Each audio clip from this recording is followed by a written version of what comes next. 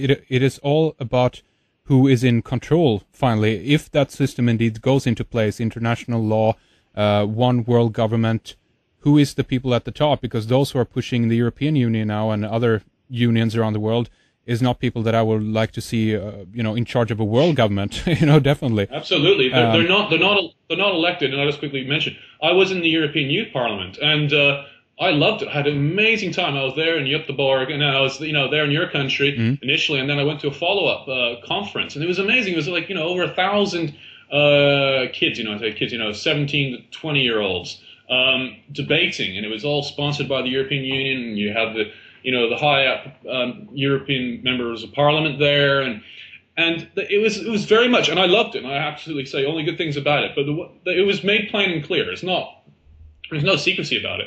What their vision is to remove nations. Yes, it was what it is. It's no like argument. It's what they say. And I believed in the idea until now. I've become a bit older, perhaps a bit more cynical, and don't believe in non-transparent bureaucracies, which is what the European Union is. Yeah. But the actual concept, the basic principle, I would agree with, which is we have problems in Europe. We've always had these problems throughout time, and you can talk about the world wars and Hitler and the sort of the Third Reichs, the First, Second, and Third Reichs and all that. And you can say, well, we had problems in Europe because we're always fighting over resources and power. So nations are a problem. Let's get rid of the nations, and let's say we have a local government for your local area, so it looks after your local concerns. So that would be maybe as large as perhaps as a mayor of a city or a town. No national government, and then you have a European government. That is the philosophy. That is very much honest, and that was what it is. And at the time, I thought it sounded like a great idea. It's only when you later find out that these people are non-transparent, and the thing is, it just doesn't work, because even in the European Union, which is pretty standardized, we're still so different. The French like things differently very much to the Italians, who like it different to the Swissies. So it's very hard to say there's one rule of law for everybody. Well, absolutely, you're absolutely right there, and I see at the end of the day that this is actually not endorsing diversity. It's creating a form of kind of a monoculture, and it creates kind of a same think across the world, and we see a lot of the diversity from around the planet actually going away. I think that they should be able to be peaceful, cooperations between nations down to the individual, without having to remove that they have to live under the exact same laws and stuff like that. Because again, Absolutely. This goes back to this tribal idea that you mentioned before. Just let people be and be in their own little crowd that they want to be in, and let them decide for themselves. And I think ultimately that we would be better off by that, But again, the experiment, as it were, of a one world government is moving forward, and I don't like the direction where it's headed, especially with the people who are pulling the strings, as it were. Absolutely, yeah. I mean, because the one thing when I was still living in the UK, the thing that occasionally I'd hear in the newspaper. I mean, oh my God, I'm so cynical of newspapers myself. But one thing I heard, which was good, which we were told to be, which we've been told to be told, so to speak, was that the European Human Rights Commission would sometimes have some good rulings. They would overrule some sort of really high profile, maybe a terrorist is in prison falsely by its government, and there is some sort of even the government can't do what it wants. There's some sort of uber body above that, and sometimes that was good. That sometimes the governments and this whole detention thing in Britain is starting to scare me. It's turning like a police state. I don't know how they're getting away with some of the laws, and sometimes you need a body above them to tell them. But that's not necessarily to say that that's a regulation. But that's not, and I believe there should be some sort of regulation there, which is some sort of agreed. Like at the end of the day, the European Union can't really tell Britain what to do, but Britain agrees to be told. But I'm not saying control. That's not total control. I don't think total control works. Some sort of regulation perhaps does work. But it's but the European Union is going for total control, and that is their modus operandi. That is their agenda, and it's plain and simple and open.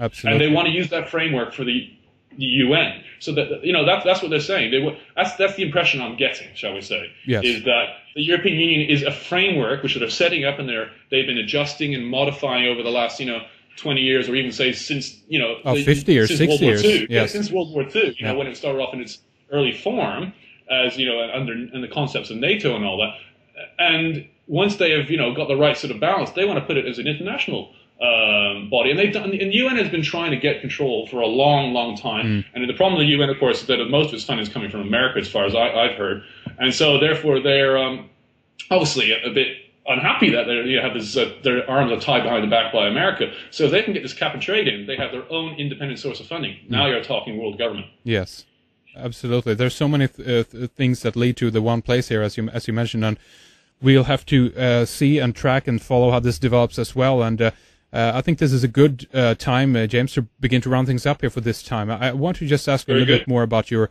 the availability of your film and so forth, if you have it as a DVD version or not available on your site, and basically just also ask you what's next for you. Are you continuing on the research path on similar subject matters, or are you what's up next for you, James? Oh, thanks for asking, Henry. Yeah, so I was lucky to get the climatereview.net, and I've kept it very, very simple. I have some references to some other blogs and websites that you might find interesting. I have my little bio, so you can hear about who I am. I admit freely that I'm not a climatologist professor. I'm more of an independent person who's just spent some time looking into it, trying to look from an independent viewpoint.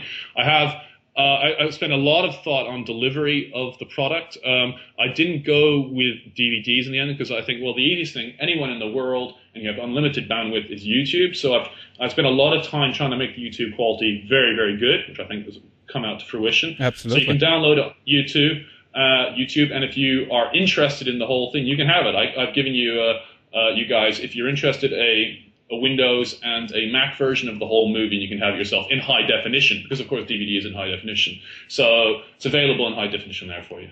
Oh, that's excellent. That's very well made, James. And so just on the finishing note, then, are you planning to do any more films, or what's next?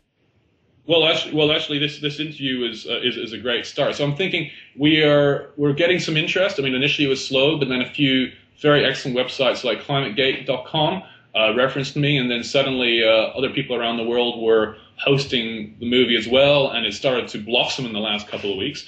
And if this blossoming still occurs and people are interested, then I would be very happy to carry on, maybe do a movie on ClimateGate. I'll probably do mini movies on topics, perhaps more of a sort of a blog type concept, or maybe do a little mini movie on ClimateGate and sum up the whole situation, which I think would be very interesting to a lot of people, and maybe new fields of topics that come out, like the Lin Choi climate forcing paper, maybe discuss that.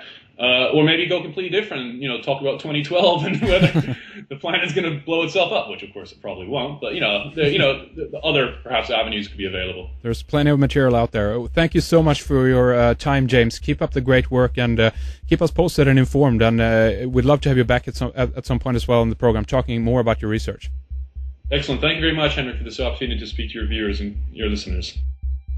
That's our program with James Follett from climatereview.net. If you haven't seen it already, head on over to his website and check out Church of Global Warming.